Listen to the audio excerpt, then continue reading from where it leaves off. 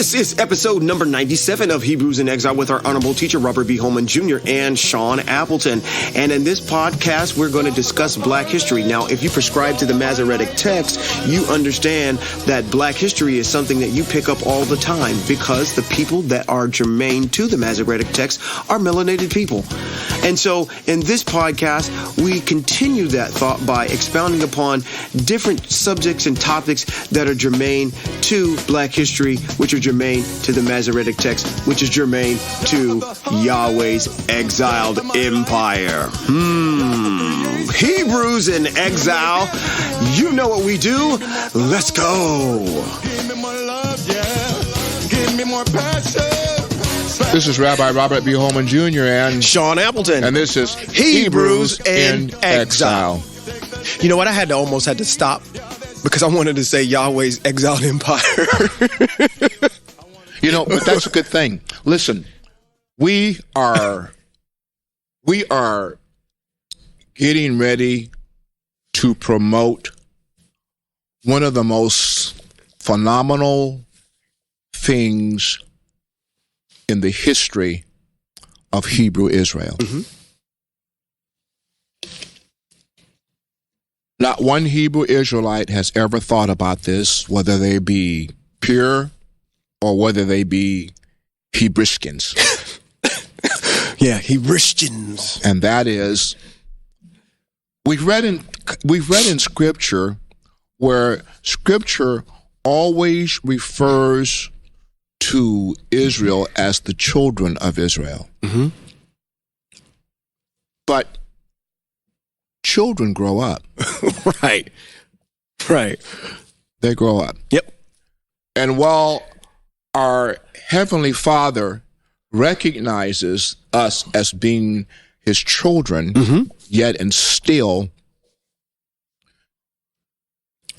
the Hebrew nation, the Hebrew nation, yeah, is an empire. Yes. Agreed. Totally agreed. It is an empire unto itself. I mean, it's clearly delineated in text. There is, and you, even if you go through the litany, which we, don't necessarily have time to do, but if you go through all the litany of things that qualify a country, a nation of people, is all defined with, you can find those same qualities that are in text. There is literally the definition of our country, our culture. Even our colloquialisms are confined within that. We have a border, set of land, all that. And most importantly, Devarim chapter 4. Yes. we have rules and instructions. Absolutely. And in Devarim, chapter 33 is our song? Is it 33? 33, 34, somewhere in there. Is 33 our song? The song of Moshe? I want to say it's. Well, I'm going to find it here. It's close. You close. I'm going to find it here. I am. I'm going to it. Going to Devarim chapter number 33. I do believe. The Vizot Habrakah. This is the blessing. And 30. I thought it was around. I thought it was around 32. Like maybe 30 or somewhere in there. 32. Hear, O heaven, as I speak. Listen, O earth, to the words of my mouth. Come on, where is the song? We shouldn't, and you said we should know this. Yeah. We should remember. We should remember our preamble, our song. We've got while you're finding that, we definitely have our mission statement, which can definitely be found in Devarim chapter 6. Well, it's not verse 4. Our Constitution. It's not a 4. It's not 34. Spelled out, quite eloquently throughout Torah. It's not 34. Come on. But you're looking for our national anthem. Yeah. This is the blessing that Moshe, the man of El, spoke over the people of Israel before his death. That's 33. Like 34 is like the last one. Yeah, I thought in that compendium. Come on, Sean. I thought it was literally around like where we quote 28 and whatnot. I thought it was in Hear, the 20s. O heavens, as I speak. Listen, O earth, to the words of my mouth. May my teaching fall like rain. May my speech condense like dew. That's not it. And I would be on top of it, but I don't have my phone. That's Ha'azanu. Here. Well, Vayekel, he went. No? I think it's 30. I think it's 34. You think it's the 34? Okay. Yeah, I think it's 34. Although 34, I thought that text opened by saying the song of Mashe. Well, we'll get it. The Zot Habrakah, this is the blessing. Where's the song? Now you're enamored with it. You're like, oh, okay, I got to find 34. This thing. Mashe ascended from the plains of Moab to the mountain Nebo. Yeah. Well, let me say this while you're actually all right. While you were looking at that. I can't find it. We do have a song. Yeah, we have a song, Constitution.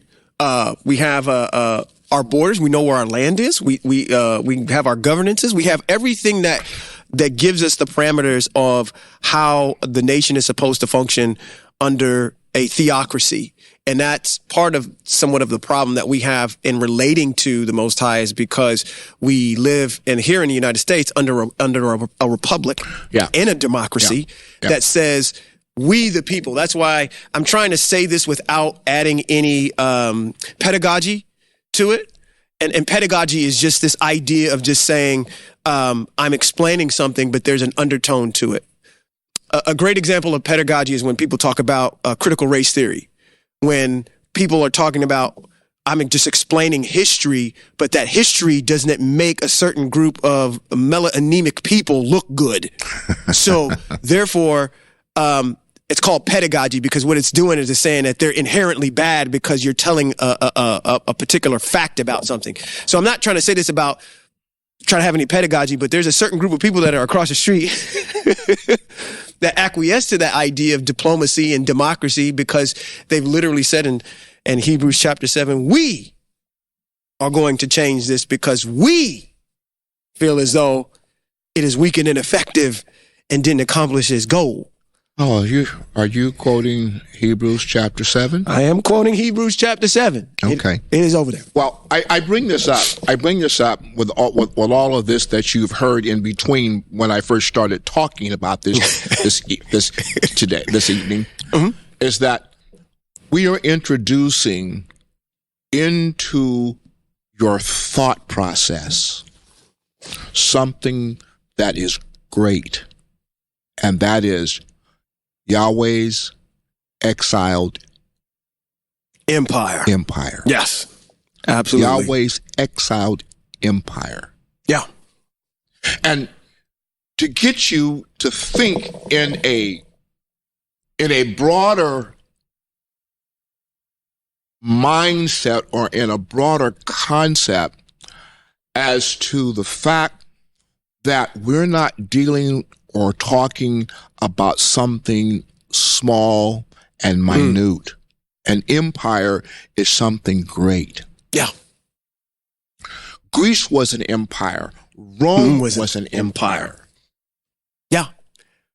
The Chinese had an empire. Yep. Ming Dynasty, Han Dynasty, all those dynasties. Yep. But there is something very particular about Yahweh's exiled empire. And that is that this exiled empire is still in force, and it is still empowered, while all of these other empires have died and passed away. Yes. Yes. Yahweh's exiled empire is still alive. And in this exile, he has promised us that he is going to bring us back to our land, rebuild the temple. Yes.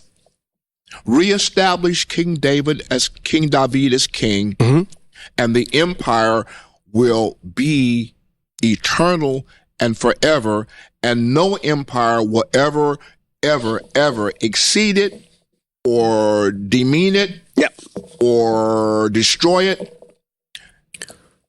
So, I mean, we're trying to get you to think about how great this empire is. Yeah, and it's. I was thinking about this earlier today on my exodus from the workplace. Is that what you just described is, in my opinion and estimation, one of the absolute greatest miracles in text. Most people, if you ask them, they said, hey, listen, what do you think the greatest miracle is? They might say parting of the Red Sea. They might say what Yahshua happened to him, where the sun stopped in the sky for a whole entire day. But I would have to put at the top of my list that, because it's such an intricate master plan of how the Most High is positioning his people and putting things in place to, not to say that his empire has been eroded. It's been eroded a little bit by its own people. By its own people, yes. Yeah, but never by the Most High. But never demolished. Right, correct. Never demolished. So if you're talking about one single act that happened, something that Elisha did or Elijah did, or something, he brought the axe up from the bottom of the river that fell down. Someone was doing some work, and you might say, okay, these are one-time events. But we're talking about a miracle of what Elohim is there. What other Elohim is there that can deliver a people into a land, give them a land, establish rulings? I sound like I'm quoting Devarim chapter 4. Come on. That's okay. That's all right. Who's established all these things for us, and it's been over a span of generations and millennia. Yep. That is a miracle in itself, because I'm going to speak for myself. I know you don't know no Hebrews, but I know quite a few, and it's very difficult to get us on the same page. Yes. Just to try to understand what's in text, yes, let alone getting you ready and your mind ready to say that wherever you are dispersed amongst the four corners of the world, at some point your generations are going to have to understand that you're going to have to leave. Yes. And go back to the land. Yes. Our mind isn't even there yet. Not even there yet. No. So we're talking about things that are germane to the future. Yes. And I know a lot of people don't like this word, but prophecy that's going to happen. We talk about it all the time. It's not a word that I'm afraid of anymore. And classifying ourselves as, because that's what we're doing. That's what, now, the major and minor prophets did, the Nevi'im did. So I'm only saying that to say, to piggyback on what you're saying, is that Yahweh's exiled empire is something that's exemplifying something extremely opulent, extremely, it's gargantuan. I can't think of enough good adjectives to say about it, and to put the cherry on top, it's a miracle. Yeah. And, along with that, it's important at this point in time in history, and even at this point in time and month, as we talk about Black history. Yeah. See, as we talk about Black history and we talk about Yahweh's exiled empire, we're talking about melanated people all over the globe that are a part of this exiled empire, that don't even know that they're a part of this exiled empire. Right. That many of them, even though they don't know, are going to be included in the revivification when the Most High brings, as he has promised, this exiled empire back and restores us back in the land. Right. Right. Now, you want to talk about some Black history. You have to go into our history book and our text in order to understand that we're not talking about Adam. We're not talking about Methuselah. Yep. We're not talking about like Enoch. Enoch. We're not talking about Noah. We're not talking about Noah's sons. We're not talking about Father Abraham. We're not talking about Shem, Japheth, and Ham. We're not talking about and Mashed and everything that comes out. Right. We're not talking about people who are not melanated. Correct. All of these individuals that you read about in text, from Bereshit to Devarim, are individuals who are melanated people. Correct. Yeah.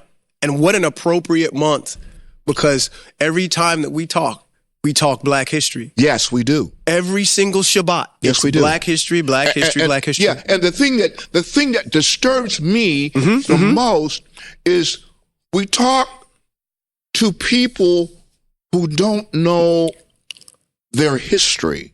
Yeah. They know Black American history, but they don't know their heritage. Correct. Yeah. You see, your heritage is not, what's the word I'm looking for, is not framed by where you're exiled to. Okay.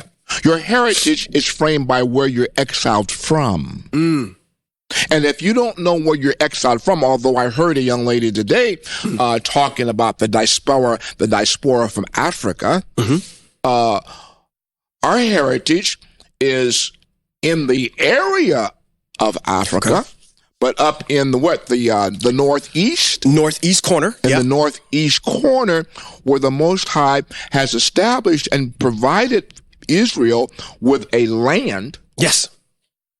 The temple was there. Yes. And he has promised in text that he's going to reestablish the temple there and bring us back there, and that our borders are going to be expanded beyond that, because so many of the nation of Israel he's going to bring back in a time frame that you're never ever going to hear anybody talk about in a Christian church.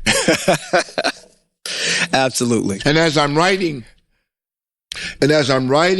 the book that contains our rules and our regulations and instructions for this exile, I mentioned this particular time, but I didn't explain it. And now I have to go back and explain it.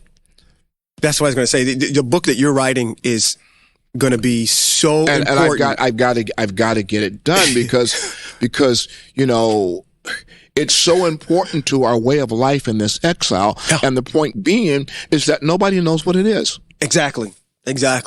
It's definitive, something that you can put your hands on and say, this is what's germane to us as we're out of the land. All of them are still in play, obviously. It's coming. Yep. It's coming. And as soon as I get it done, we're going to make it available to you and to our subscribers. We may just even to our subscribers. Yeah. Subscribe. Matter of fact, you brought up that I'm going to do a shameless plug. But as we launch this new platform, Yahweh's Exiled Empire, we definitely have the platforms for YouTube to follow us there, and then also with the Patreon as well. And I would encourage individuals, once we make the official announcement about the Patreon, to keep a close watch to it, because you're going to have content on there that is going to be unfiltered. Yeah, and also want to let you know also that beginning March the 3rd, all things working seamlessly in this technology, you'll also be able to follow us on YouTube live every Shabbat. Yeah. Looking up on YouTube, Yahweh's Exiled Empire, you'll be able to follow us and hear our Shabbat service live on YouTube beginning at 11:30 Pacific Standard Time. So now whatever that time frame equates to where you are, you can tune in and you can listen to our Shabbat service and our Shabbat teachings that we're doing on the Shabbat So that if you do that, that will bring you into the family where you have a congregation that you can congregate with while it's streaming on live on YouTube, yet and still you'll be part of a body of people who's teaching pure Hebraic texts. Yes. Yes. And it's sticking to the text. We're not spiritualizing it. We're giving it to you the same way the Most High gave it to our opulent teacher, our teacher. Yeah. Moshe. Moshe. The man. Not Moses. Moshe. Moshe. You know, can I pontificate about him for a second? Sure. I mean, you might as well. I mean, let me tell you something. Before you do it, let me tell you something. Please. Moshe is very special to me. Yeah. The first time that I taught Torah from Bereshit to Devarim, and I got to Devarim, and I got to the last chapter where Moshe ascended the mountain, Mount Nebo, and he died. Yeah. I absolutely broke down and cried. Yeah. And the next year, I did the same thing. I cried. Moshe became such a teacher to me that it was like he was in my study room. And I'm thinking, it's like my father passed away many years ago, and I'm going like my mentor, my support, my counselor is gone. Yeah. You make that real strong connection when you're reading it, because our way of understanding the Most High is through Moshe. Moshe. Yes. So that was what I was going to pontificate about, was that how I have this deep affection for him now than I did ever before, because this man, listen, you've known me for a long time. Okay, come on. If you ever happen to be seeing this podcast live and you see Sean and I pointing to my left and his right, you're wondering, what are we pointing and looking at? Well, we have the Tanakh. Right. We have the Tanakh sitting on this blackboard here. As a matter of fact, go ahead and talk. Okay. Go ahead. Okay. He's one of these individuals that really transcends and sets the tone for Hebrew Israel. He's an individual that I just reflected on the fact that Moshe sat in the presence of Moshe. Moshe sat in the presence of the Most High Yahweh. Just like we're sitting here and we talk to one another like what? Friends. And I know some of your hobbies. You know some of mine. And there we go. Now we can point to that. We have the Tanakh in front of us, and so now you know what we're pointing to. Right. It's this idea of which really resonated with me, the fact that he sat down in the presence of the Most High and was given this information from Genesis, Bereshit, all the way through the end of Devarim. And he's an individual that because he was in the presence of the Most High so much that you couldn't look at him because his face, he had to wear a veil all the time because of the glory, the Shekinah had rubbed off on him from the Most High. Right. Now, I'm thinking to myself about why I can't get him out the books. Going across the street, you would think somebody would have some Shekinah on him too. But he don't. But they don't. No. But he don't. No. But I don't want to harp on that. The issue that I'm saying is I have a deep affection and appreciation because the only way that I know the Most High is through what Moshe tells me.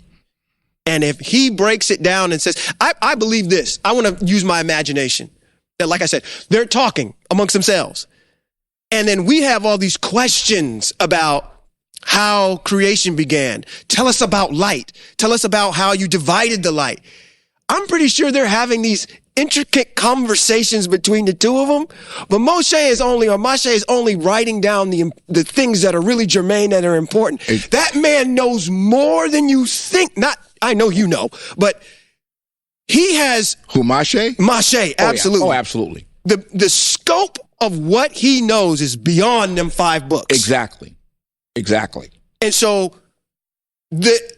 I connect with him that way to say, I wasn't around at that time, but I got to look beyond the text and say, Moshe knows some of the intricacies in creation. He knows about what happened in that garden. He knows about all these other things that are being narrated in text. Absolutely. That we have questions about, that when I take solace in the fact that when we arrive in the land, we can go to Yerushalayim and hear the teachers teach about the things that are germane to the Most High. Text tells us that the nations are going to say, let us go up to Jerusalem, for the Torah is being taught. Yeah. It's being taught there. Now, he's not talking about culture. He's talking about rules and instructions are going to be taught there by the master teacher. Yeah. I mean, what can you say? We're talking about black history. Yeah.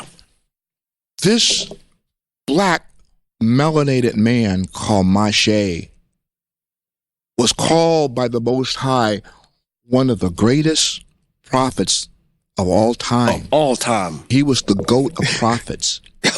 He was the greatest of all times. Right. If you came in there, matter of fact, I'm pretty sure I think it's in Jeremiah who speaks about it, the prophet, and says that even if, as Israel had what we call in the old church backslid, as they were in their backslidden state, he says, even if Moshe and Shemuel were here with me, I still wouldn't. Yeah. The depth that this man goes, and again, we're talking about leadership. Yeah. We're talking about all the things that here, when you and I went to Africa, we had a social poverty that we experienced while we were there. Yes. No doubt about it. We got off the plane, and unless I can say this for myself, I immediately experienced it. But I don't know what that feels like or know what it looks like to have that kind of leadership in a place where the Most High is germane and close. I don't know what that I can only read about it and theorize about and imagine what it could be like. But to have the experiential knowledge of it? I'm listening to I'm trying to think where I heard it. Oh, I know where I heard it. I heard it on Instagram. Oh, okay. There was an African individual who was pontificating about the leadership of Africa, and he asked a question. He says, I don't understand it. I don't understand why we Africans keep voting for and selecting leaders who haven't done anything. And we expect them to lead the nation of Africa. They haven't created anything. They haven't established anything. They haven't done anything to prove leadership. And the one thing that Yahweh's exiled empire has within it, it has leadership. Whether or not you all accept the leadership that you're hearing, he has established leadership. And that leadership is in sync. It is in sync with what the Most High wants this empire to know. Right. Now, my daddy said, it's a poor dog that'll wag who won't wag his own tail. But as we sit before these mics every week, whether or not, and I'm going to say it, we're providing you with leadership according to the way and the standard of the Most High, whether you accept it or not. But I'm okay with that. Because Shemuel had the same problem. He sure did. He looked at this opulent nation of Israel who looked him in the face and told him, we're not accepting the leadership of the Most High. We're not accepting your leadership. We want to be like all the other nations. We want a king like everybody else. Yeah. We're rejecting you, and we're rejecting the Most High. And the Most High had to come back to Shemuel and let him know, look, get your head up. Get your head up off. Get your head up off between your knees. Right. Take off your sackcloth and ashes and recognize they're not rejecting you. They're rejecting my leadership. Yes. Yes. And it's interesting. We're going to get into it soon. You know what? Y'all need to, I'm going to release this podcast this week, but I wish y'all would show up for this Shabbat because you just really teaching my whole entire, my deal at the end of the day. But which is a beautiful thing. Well, yeah, because you're teaching the book of Shemuel. Yeah, I'm in the book of Shemuel right now. And this is the thing is that, which is beautiful, and to understand about how important the mitzvot are as we speak about Shemuel and we speak about Shimshon and we speak about Yahashua, we speak about Moshe, the leadership is still subject to Torah. Just because they're a leader doesn't mean they get to circumvent. And you're thinking about all the problems that we have here in the United States with poor leadership and people taking bribes and all kinds of things, subversive activity that are happening in the hallowed halls of government, and at least in these United States.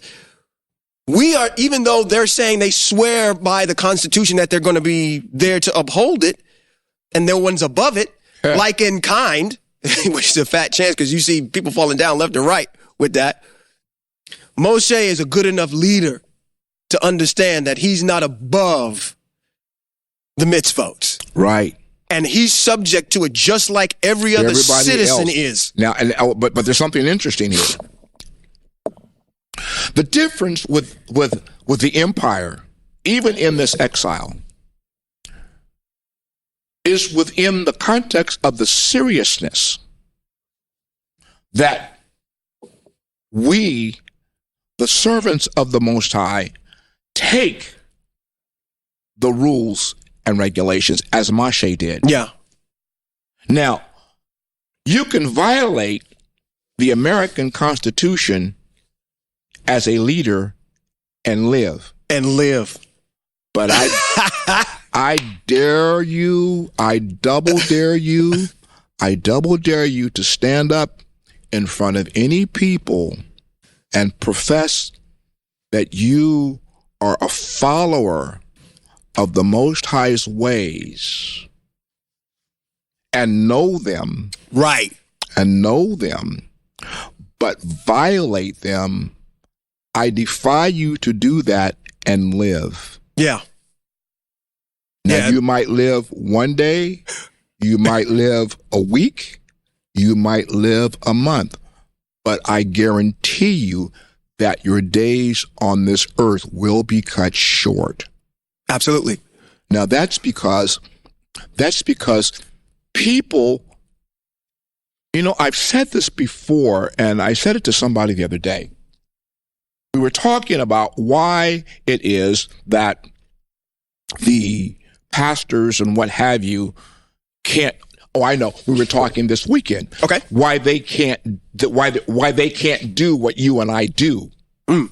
And I said it's because they do not know the Most High. They know of the Most High, but they don't know the Most High. If you knew the Most High, you would fear the Most High, and I'm not talking about the aspect of reverence. Right. You would fear him in the aspect of your very life to know that if I mess up, my days are going to be cut short. Yeah, you're a goner. I might live a week, I might live a month, I might live 2 months, I might even live a year, but I'm not going to live out the full length of my days. And you can say, well, the Most High said he was going to give us, 410 and by reason of strength. So if I don't, no. Well, it's an interesting question. No. Can you answer this for me, my mentor and teacher? Let's discuss this for a second, because I have to do this weekend. This is a great point. The Most High has written in text that when they get into the land, and it's very specific, it wasn't the intention of the Most High to circumvent the theocracy that they were living under and go to some type of monarchy system. No. But he did say, I will pick.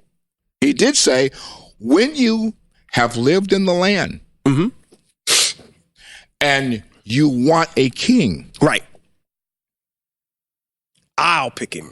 I'm going to pick him. Exactly. So the issue here is at the end of the day is that I think maybe Hebrew Israel, and tell me what you think about this, is that Hebrew Israel, maybe because of the way he responded to Shemuel and saying, they're not rejecting you, they're rejecting me, as if to say, yeah, I'm giving them what they want, but that doesn't mean that my authority has gone away.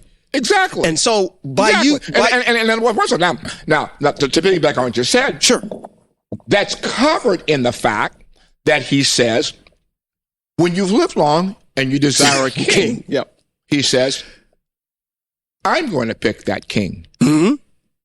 So if he's picking the king, then he has authority. That's correct. So he's not giving up his authority because you want a king. I'm not giving up my authority because you want. I'm going to pick that king. Exactly. And while it is in history, y'all going to go through this process of choosing your own king. And I'm telling you now, and I'm speaking to Samuel. He says, they're going to want a king, but that king that they want is going to oppress them. Right. And is going to enslave them. I'm sorry. I'm stuck across the street. Who picked him to be king? Because that's a violation of the mitzvah. Oh, yeah, it is. Nowhere in text does it say that the Most High said that this is going to be your king. No, the only place that shows up emphatically is when they tacked it above his head on that cross. And here's the King of the Jews. And the Most High said that every king must write his own Torah. He said, write it. He didn't say, oh, you have become Torah. No, he said, write it. Write it. And he wasn't talking about writing the dissertation from Bereshit to Devarim. He was saying, I need you to specifically enumerate my rules and my instructions. Yep. That's what I need you to do. So the next time he fulfilled all of them in Matthew 5 and 17, that's not true. That's not true. Because we can pick out a bunch of them that didn't take place, or if it was silent about it, I'm pretty sure. Listen. Let's talk about something. We're here. We're in Black History Month, and I hope we put this out during this particular month so people can hear it. Listen. We're talking about leadership amongst melanated people. And once again, when I talk about melanated people, I'm not just talking about people who are black. I'm talking about people who are brown. Because we have Japanese that are a part of our family. We have Chinese that are a part of our family. We have Filipinos that are part of our family. We've got Indians that are part of that. I shouldn't say Indians. What's the proper name? You talking about for here? Indigenous. Indigenous folks are indigenous native people who are part of the Hebrew nation that we don't even think about. And guess what? All these people that we're talking about ain't jumping up, spinning a pail of cotton and listening to somebody holler at them and clown them for 45 minutes. Nope, they're not. Let me just do a dig. I'm going to do a dig. I'm going to do a digress. I'm going to come back to this for a minute.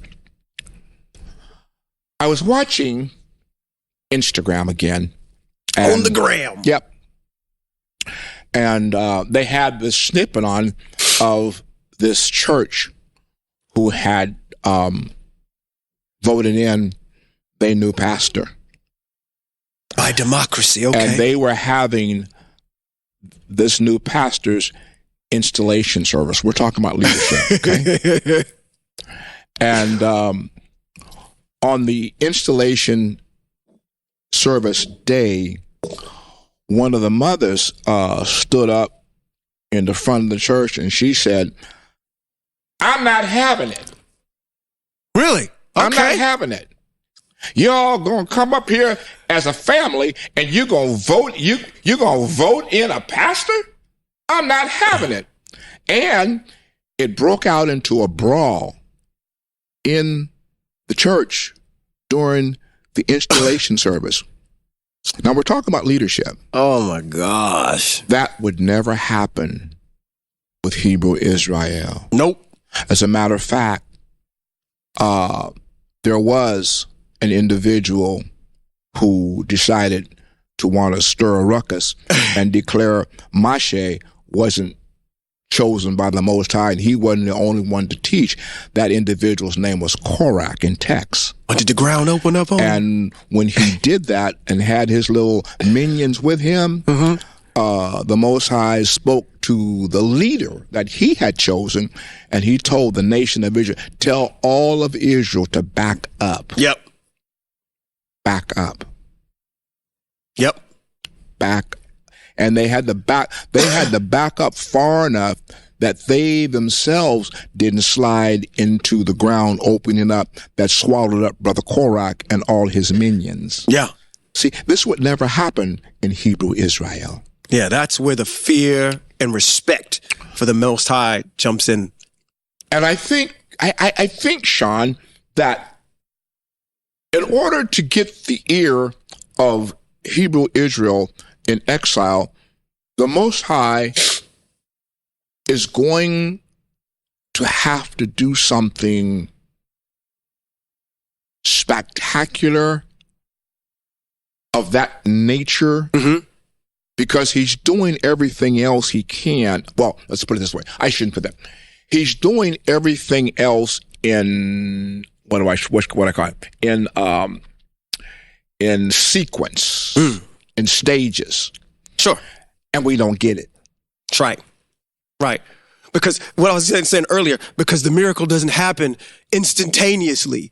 The waters don't open up and you can just walk through on the same day in a couple of hours. This is something that's happening over a millennia of time. Yeah. And it's like you said, it's happening in stages. So right. because because it's happening in stages, the Most High's warnings and his wooing of his wife is not happening because we don't recognize that that's what he's doing. That's true. That's true. Now, the only way that we can recognize that's what he's doing is by understanding the text. Yeah. The Hebrew text and the history. Yeah. Yeah. But this is Black Hebrew Month, okay? Okay. And I want to talk about, we've talked about Moshe being an awesome leader. Yes. You have taught lessons from the book of Judges. Yeah. Yeah. And I want you to do that, to explain some of that off the back of where I'm going now. Okay. When Israel wanted a king, they selected Saul. The Most High said, okay, I'm going to give you Saul. Okay? But that's what happened. Saul isn't my choice. Ding, ding, ding, ding, ding, ding, ding. I got to stop you. Because you stop taking the thunder away. Because literally when people actually hear this, and when it comes out on Sunday, the people here will have already heard this already. But the issue here is that Saul, I don't think the Most High, I think the Most High was saying, okay, you want a king? Let me give you one, but let me show you the disaster this is going to be. Yeah. So you don't want one anymore. I'm sorry. I'm sorry. I mean, we talk about how bad he is as a. I gotta go there. Please, I mean, absolutely. Saul's not my choice. Exactly.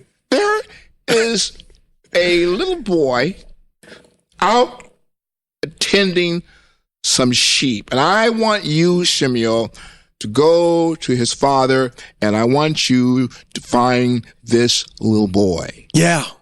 And the father's going to bring in all of his sons, and the Most High is going to reject them all. Yep. Until this ruddy little boy comes in from the field, and he asks, "Who is this?" Yep. And he says, "Hey." And the reason I'm bringing this up, and I need you to add to pontificate on it also, is because we're talking about leadership. King David was a leader of men. Yeah. The history of King David and his leadership of men go well beyond what you read in text. He took a band of nobodies, weak men, and made them so strong that they became human bridges. Yeah. And human ladders. Yeah. Yeah. Absolutely. It's such a complex thing, but simplistic in its as I divulge it. What you see in the book of Judges, to piggyback on what you're saying, is a series of individuals called the judges who actually are very good leaders. They've kind of been handpicked. Every single one of them actually are handpicked. Hold on. We're talking about leaders now. Yes, we are. They were strategic. Yes. War generals.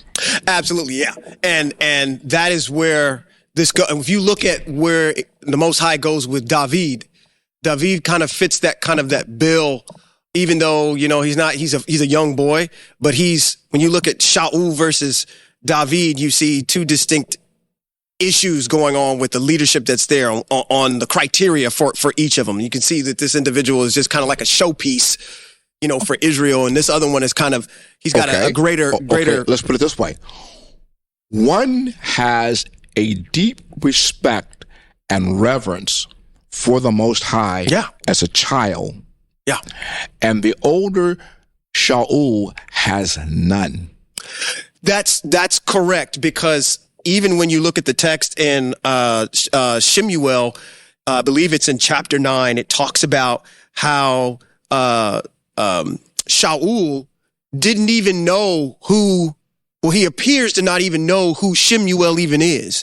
As they go into the town, the donkeys are lost. They go and they find these women that tell him, hey, the prophet is there.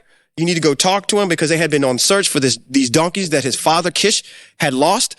And they said, well, the prophet is right there. And when he meets him, he acts dumbfounded. And actually, his servant is the one that actually says, yeah, that's the prophet. That's so the prophet. To piggyback on what you're saying, he has even though he's a part of Hebrew Israel, there's a disconnection from his pedigree of actually being king. And that ties back again into the book of Judges, because when you look at, I want to lead with my poster child in Judges, which is Deborah.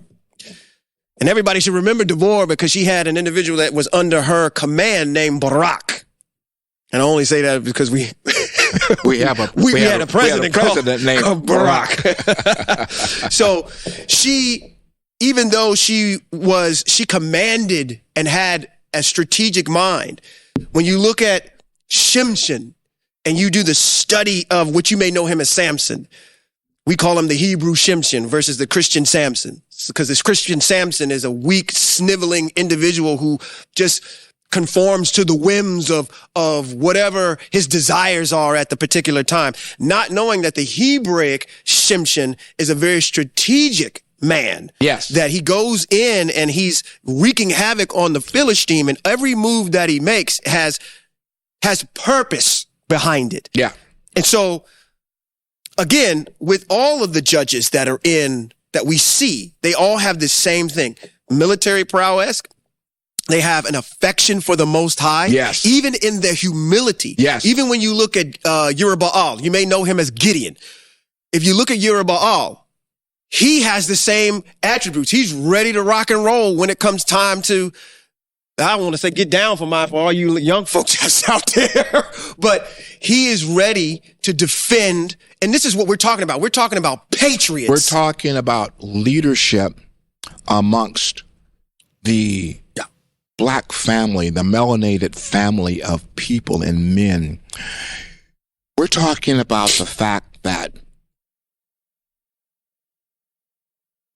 this Yahweh's exiled empire, even in this exile, the Most High has chosen strong-willed men to lead.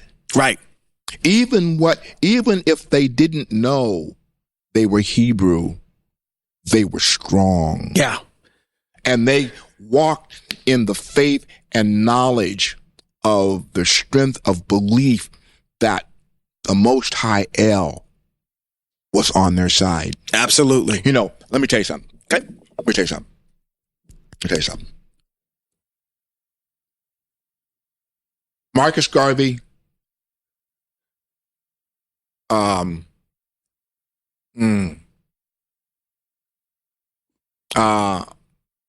Malcolm X, Martin Luther King,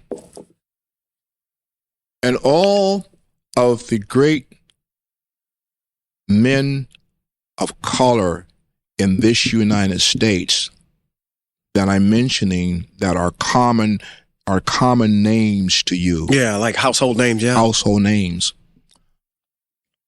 These individuals had a firm grasp on their belief system in the Most High. Yeah. And while they called him God, and while they called him Lord, and while they even referred to him as Jesus Christ, and even Allah, the Most High chose these men because they were strong in their constitution and belief and were unwavering to the point of death. Yes. And here's what I want to get to. You and I sit before these mics as pure Hebrews. We know Torah. We know what Torah says. We know how the Most High and what he feels about his laws, rules, and regulations. We know what he said about individuals who don't follow. But there's a place where we have to put a pin. We have to put a pin in the fact that we're talking about individuals who more than likely had no clue about Torah. Now, do you see the prophetic work of our Elohim in that? If we're tying this back to Black history, we're talking about the Marcus Garveys and the Malcolm Shabazz and the Martin Luther Kings. How does that tie back into Torah and the master plan of Hebrew Israel? And I have to have resolve and say that the Most High used, not to piggyback on what you're saying, absolutely. The Most High used these individuals for their ability to get policy passed in the United States, so we could have a level of comfort in these United States. In the exiles that we're in. Right, because matter of fact, I'm glad that you corrected me on that, because their work isn't just in the United States. It transcended throughout the whole entire world, that affected all Hebrews, or at least changed policy for those individuals that were under the guise of oppression. So I'm only saying that to say that had they not come through and did the work that they did, even though they might have known the Most High in its totality like we profess to, that they were still being used by the Most High. Yeah. I mean, I can even say, hey, listen, there was an individual that was in Mitzrayim. Now, I don't even have to finish it. You can go ahead and finish that. Named Paro. He didn't care about the Most High at all. At all. But he was used. He was used by the Most High. The Most High, as a matter of fact, the Most High told Moshe, I'm hardening his heart. I'm going to give you the answer to the test already. This is a part of my plan. And this is why this man is so great, because when the Most High is able to come down and relay to you the things that are germane with his master plan, that's why I'm saying kudos and hats off. But again, getting back to the Black history thing, these men have been set in place so we're able to worship on the Shabbat, not have crosses burned on our front lawns, and being accepted, at least in these United States, as having some value while we're here. Now we're occupying, but again, I commend these men for their efforts, but that's not the end of the story. No, not at all. Well, Sean, every year this time, I get beside myself. And the reason I get beside myself is because this America always starts Black History Month by commemorating and speaking about things that have happened since Plymouth Rock. Yeah, since 1619. And Black history doesn't begin at Plymouth Rock. Sure doesn't. Black history begins in Bereshit when the Most High created Adam and Eve. Yeah. That's where Black history begins. Yeah.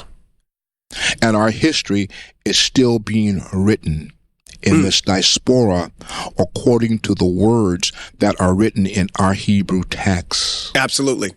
And Agreed. the sad part about it is, while a young man can be beaten to death by his own people, and our people are screaming for justice, I haven't heard anybody yet scream to the Most High El Yahweh. Right. And understand that all of this madness can stop. Right. If only we would turn back to the Most High, follow his rules and his instructions. All of this madness. Listen, those of you listening to this podcast may believe that, that's just preacher rhetoric. It's not preacher rhetoric. Israel, the prophet, was asked in the book of Yeshayahu. The children of Israel asked Yeshayahu, the prophet, how long is this going to go on? The prophet responded, until Israel repents. There's your answer. The problem being is that Israel, the majority of Israel, don't know that they're Israel, and they're bringing this horrible sense of the Most High's judgment upon all of us. It's kind of like D.L. Hughley's monologue when he was talking about something, and he says, "You're messing it up for all of us." The majority of people who don't recognize who they are and what they're supposed to be doing are making it hard on the body of us. However, as I close tonight, let me testify. Please. By following the Most High's ways, which is one of the things that King David said. He said to the Most High, I walk in your ways. When you read the Helium, which is Psalms, and you read the King and he makes those words, Christendom does not know what he's talking about when he tells the Most High, I walk in your ways. Because what he's saying to the Most High, he says, I walk in your rules and your instructions. Those are your ways. Therefore, he says, you, Most High, are obligated to me as king because you have appointed me, but I walk in your ways. And while I have all of this bad stuff happening. I got stuff going on in my household. I got the king that the people selected trying to kill me. I walk in your ways. Yeah. Therefore, since I walk in your ways, I know that you are going to take care of me. King David didn't die in a war. He didn't die at the hands of his adversaries. He went to sleep, and he slept with the fathers. Yeah.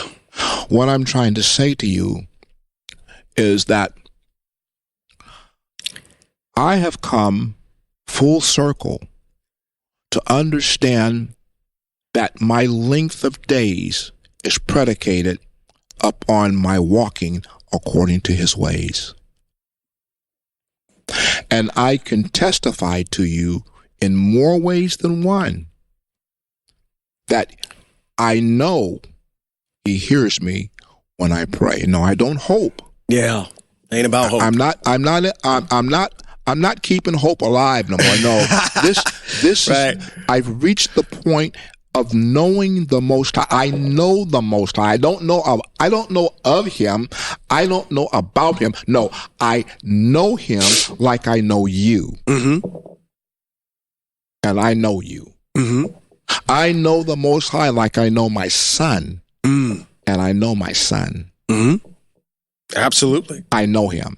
I know the Most High to the point that when I open my mouth, I'm not opening my mouth to please an audience of people who want to have their ears tickled. I, frankly, don't care about tickling your ears, because it's more important that your soul be redeemed in the Messianic era than it be discarded as though it never existed. Right. But I can only know that as I study Mashe, because Mashe has taught me who the Most High is and how to reverence him, not only in respect, but fear. I have studied and I have read the prophets.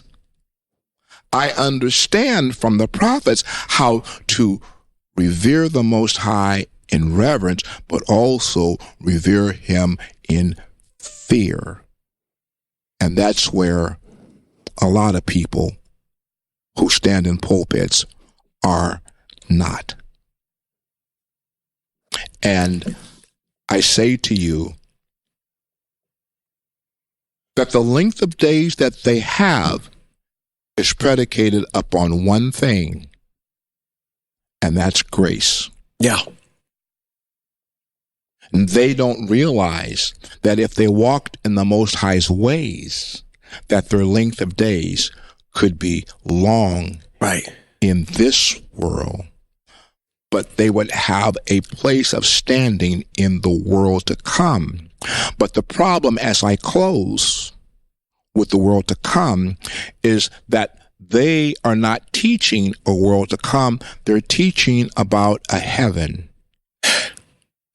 not realizing and having not read Psalms 112, where the Most High says, heaven is my throne, earth is my footstool. Absolutely. And there is no, absolutely, unequivocally, no writing in the melanated man's text. I said the melanated man's text. I said the melanated man's text. Oh, yeah. I said the melanated man's text. All right. Why do I keep repeating the melanated man's text? Because the text across the street is not the melanated man's text. The melanated man did not write that. But in the melanated man's text, which is Bereshit to Chronicles, written by our ancestors, our black ancestors, there is nothing in that text that our ancestors ever told us we were going to heaven. Nope. Nowhere. But the Most High did speak. He says, as I promised your ancestors, Abraham, Yitzchak, and Yaakov. Yeah. that in the end of days, that even though I've dispersed you to the four corners of the world, I made a promise to Abraham, Yitzchak, and Yaakov that I would bring you back to the land. Absolutely. That's what our black ancestors told us. That's what every black prophet told us.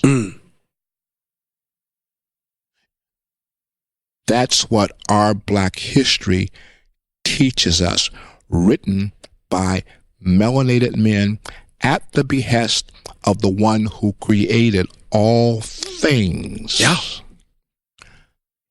The text across the street that's called the New Testament is written by non-melanated people. The Greeks and the Romans are not melanated people. This is Black History Month. Yes, it is. And you want to study Black history? Then open the history book and start reading from Bereshit to Chronicles and realize that every one of those names in that book are all melanated people. Yeah. Every last one of them. They were strategic leaders. They were strategic war generals. And every last one of them operated under the auspices and the governance and the rule of the Most High El. And I hope and I pray that I can follow or am following in their footsteps. This has been Rabbi Robert B. Holman Jr. and Sean Appleton. And this has been Hebrews in Exile. Shalom. Shalom.